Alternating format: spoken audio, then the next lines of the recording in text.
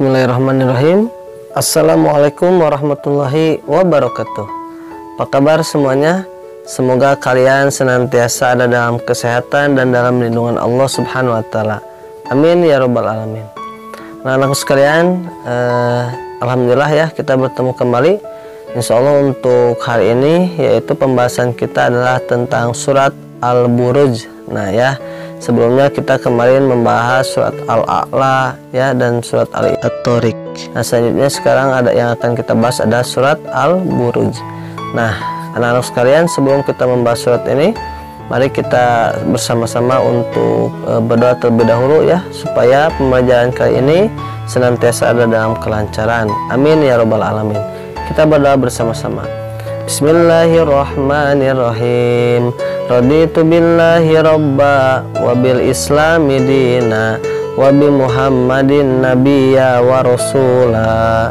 Rabbi zidni ilma warzuqni fahma. Alhamdulillahi rabbil alamin.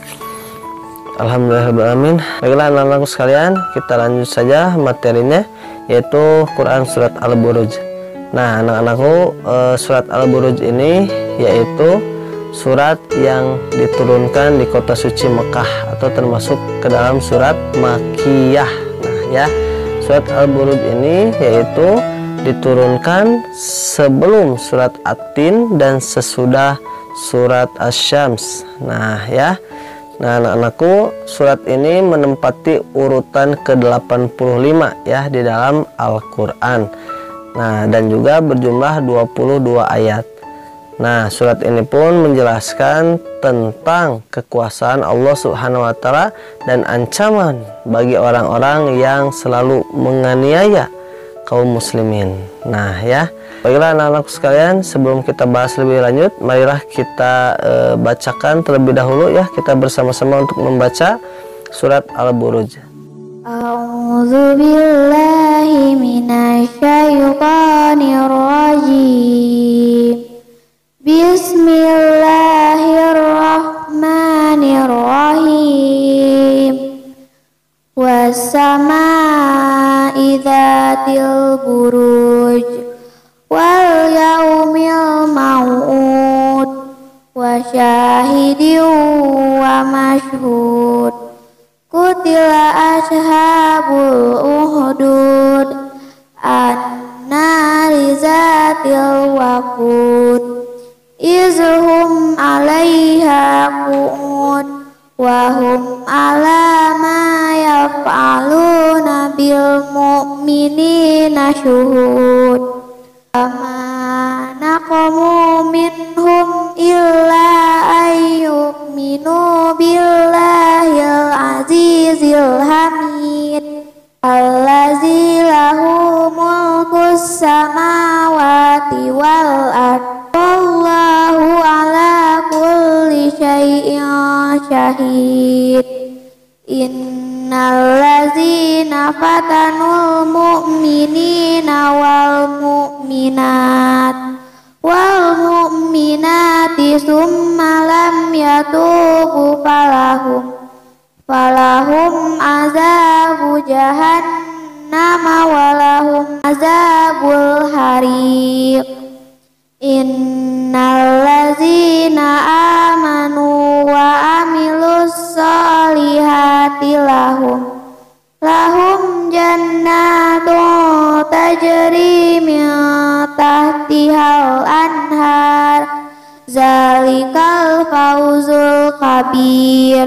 Inna batsya rabbika lasyadid innahu huwa yubdi'u wa yu'id wa huwal ghafurul wadud zul arsyil majid fa'alul liman yurid. Hal ataka hadisul junud fir'auna wa samud balil lazina kafaru fi takdzib wallahu min waraihim muhit.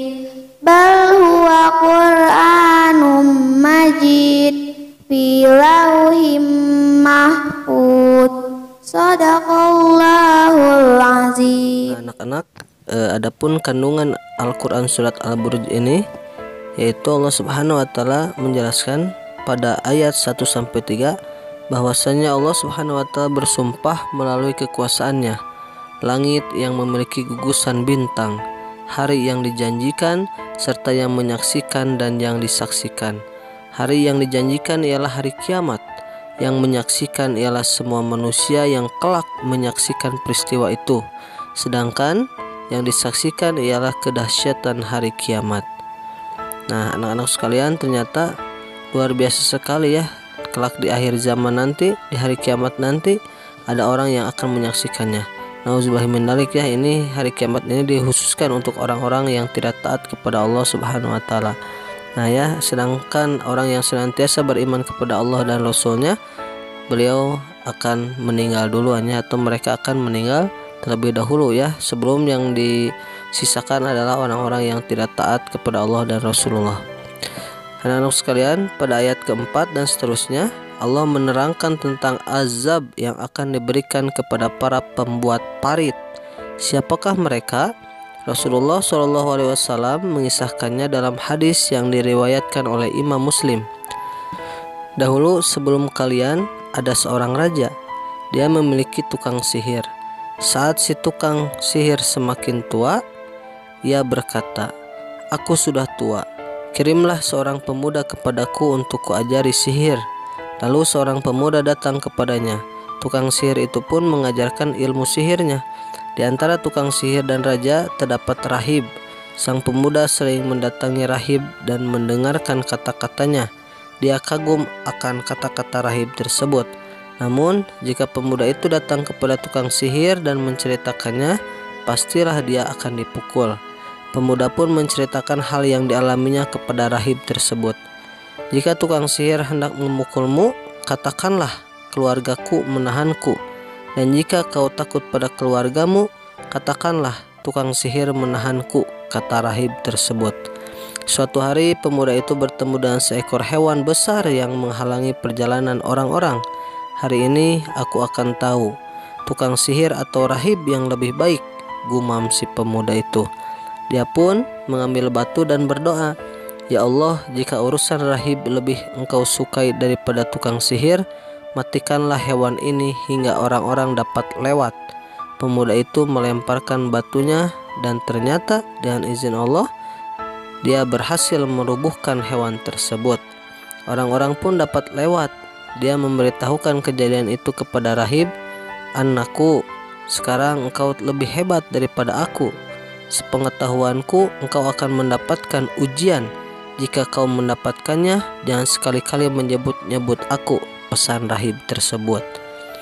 Akhirnya tersiar kabar sang pemuda bisa mengobati kebutaan, sopak, lepra, dan berbagai macam penyakit lainnya. Salah seorang abdi raja yang berpenyakit buta mendengar kabar itu. Dia pun datang seraya membawa hadiah yang sangat banyak. "Tolong sembuhkan aku, nanti engkau akan mendapatkan semua yang aku bawa ini," pintanya. "Aku tidak menyembuhkan seorang pun, yang menyembuhkan hanyalah Allah Subhanahu wa Ta'ala. Jika kau beriman kepadanya, aku akan berdoa supaya dia menyembuhkanmu," jawab si pemuda.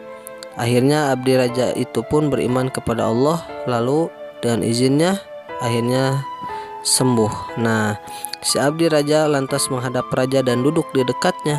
"Wahai fulan, siapa yang menyembuhkanmu?" tanya raja. "Tuhanku," jawabnya. "Engkau punya Tuhan selain aku?" tanya raja dengan geram. "Tuhanku dan Tuhanmu adalah Allah," jawabnya. Raja lalu menangkap dan menyiksanya hingga dia menunjukkan tempat si pemuda. Pemuda itu pun dibawa ke hadapan raja. "Wahai pemuda, apakah sihirmu yang bisa menyembuhkan orang buta dan sopak serta kau bisa melakukan ini dan itu?" tanya raja. "Bukan aku yang menyembuhkan hanyalah Allah Subhanahu wa Ta'ala," jawab dia. Kemudian raja menangkapnya dan terus menyiksanya hingga dia menunjuk sang rahib. Rahib pun didatangkan. "Tinggalkan agamamu," titah raja. Sang rahib menolak. Raja lantas meminta gergaji. Maka gergajilah kepala sang rahib hingga sebelah bagian tubuhnya terkapar ke tanah. Setelah itu si fulan didatangkan kembali. "Tinggalkanlah agamamu," titah raja. Pemuda pun menolak. Bawalah dia ke puncak gunung. Jika dia mau meninggalkan agamanya, biarkan dia. Dan jika tidak mau, maka lemparkanlah dari atas gunung, titah raja tersebut. Para tentara raja membawa si pemuda ke puncak gunung. Si pemuda pun berdoa, "Ya Allah, cukupilah aku dari mereka sekehendak-Mu." Tiba-tiba gunung berguncang dan para tentara raja itu pun jatuh. Pemuda itu tiba di hadapan raja. "Apa yang telah terjadi pada orang-orangku?" tanya raja. "Allah mencukupiku dari mereka," jawab si pemuda tersebut. Raja lantas menyerahkannya lagi kepada para tentara lainnya. "Bawalah dia ke sebuah perahu, lalu kirim ke tengah laut. Jika dia mau meninggalkan agamanya, bawalah ia pulang. Dan jika tidak mau, lemparkanlah dia," titah raja. Mereka membawanya ke tengah laut. Pemuda itu kembali berdoa, "Ya Allah, cukupilah aku dari mereka sekehendak-Mu." Tiba-tiba perahu pun terbalik dan para tentara itu pun tenggelam. Pemuda itu kembali lagi menghadap raja. "Apa yang terjadi dengan tentaraku?" tanya raja. "Allah mencukupiku dari mereka," jawab si pemuda ini. "Kau tidak akan bisa membunuhku hingga mau melakukan apa yang kuperintahkan," kata si pemuda tersebut. "Apa perintahmu?" "Kumpulkan semua orang di tanah luas, lalu saliblah aku di atas pelepah," kata si pemuda. "Dan ambillah anak panah dari sarung panahku, lalu ucapkanlah dengan nama Allah, Tuhan pemuda ini. Jika melakukannya, kau baru bisa membunuhku." Akhirnya raja itu melakukannya. Dia meletakkan anak panah di tengah-tengah busur panah, lalu melesatkannya seraya berkata, "Dengan nama Allah, Tuhan pemuda ini." Anak panah tepat menembus pelipis pemuda itu. Dia meletakkan tangannya di tempat panah menancap. Kemudian dia pun wafat. Orang-orang pun berseru, "Kami beriman kepada Tuhan pemuda itu."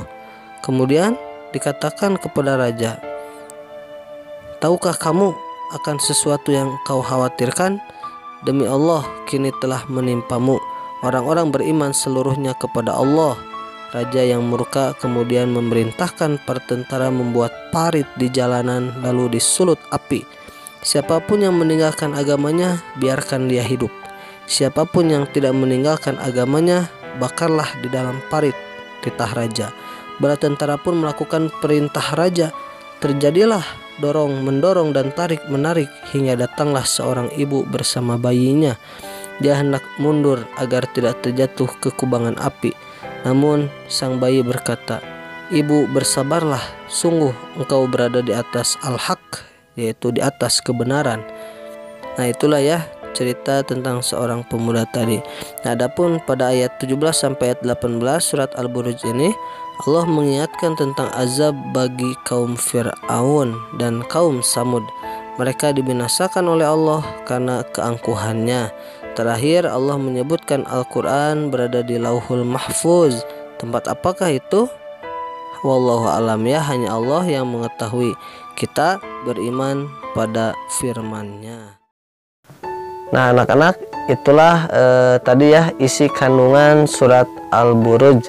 Nah anak-anak sekalian, adapun hikmah ataupun pelajaran yang dapat kita ambil dari surat Al-Buruj ini, yaitu yang pertama adalah kita tidak boleh percaya pada perkataan ahli sihir atau dukun. Barang siapa percaya dan mengikuti saran mereka, maka sholatnya tidak akan diterima selama 40 hari. Nah, adapun hikmah yang kedua atau pelajaran yang dapat kita ambil, yaitu hendaklah kita memiliki keteguhan hati dalam kebenaran. Nah, jadi kita harus memiliki keteguhan hati di dalam kebenaran ya. Dalam artian kita harus yakin bahwa setiap kebenaran itu pasti akan ada pertolongan dari Allah. Oke. Nah, selanjutnya yang ketiga, selalu yakin akan adanya pertolongan Allah. Dan keempat, orang-orang zalim kelak akan mendapatkan balasan dari Allah. Dan juga yang terakhir, jangan pernah takut dengan ancaman. Selama kita berada dalam kebenaran, pasti Allah akan menolong. Nah, anak-anakku sekalian, jadi ya hikmahnya itu luar biasa ya. Bahwasanya pertama kita jangan percaya akan adanya dukun ya, dan kita pun harus yang kedua nih ya, yaitu kita harus selalu berada di jalan yang benar ya. Kita berusaha untuk berada di jalan yang benar. Nah ya, walaupun sulit, lagi sukar, namun kita berusaha ya untuk selalu berada di jalan yang benar. Maka ketika kita berada di jalan yang benar, maka Allah akan menolong kita. Allah selalu menolong kita. Nah, dan juga kelak orang-orang zalim akan Allah berikan balasan kepada mereka yang setimpal dengan kezalimannya ya. Dan kita jangan pernah takut selagi kita itu benar ya. Takutlah ketika kita berbuat kesalahan ya. Maka dari itu kita selalu berusaha ya, kita sama-sama untuk selalu berusaha dalam hal kebaikan dan juga kebenarannya, berusaha terus walaupun sulit, namun kita harus selalu berusaha. Nah baiklah anak-anakku sekalian, itu saja barangkali untuk materi kita kali ini ya. Nah untuk tugasnya silakan ini. Nah silakan kalau kalian buka di HP, boleh di screenshot terlebih dahulu. Apabila kalian lihatnya di komputer ataupun di laptop, maka kalian skip lalu kalian tuliskan ya. Nah silakan dikerjakan. Setelah selesai jangan lupa kirim ke Bapak. Nah ya, itulah anak-anak sekalian tugasnya dan juga materi untuk hari ini ya. Kita akhiri saja dengan bacaan hamdalah. Alhamdulillahirabbil alamin. Wa kifaratul majlis. Subhanakallahumma wa bihamdika asyhadu an la ilaha illa anta astaghfiruka wa atubu ilaik. Alhamdulillahirabbil alamin. Itu saja untuk pertemuan kita kali ini. Terima kasih banyak. Mohon maaf atas segala kekurangan dan kesalahannya. Wabillahi taufiq wal hidayah, wal ridha wal inayah. Assalamualaikum warahmatullahi wabarakatuh.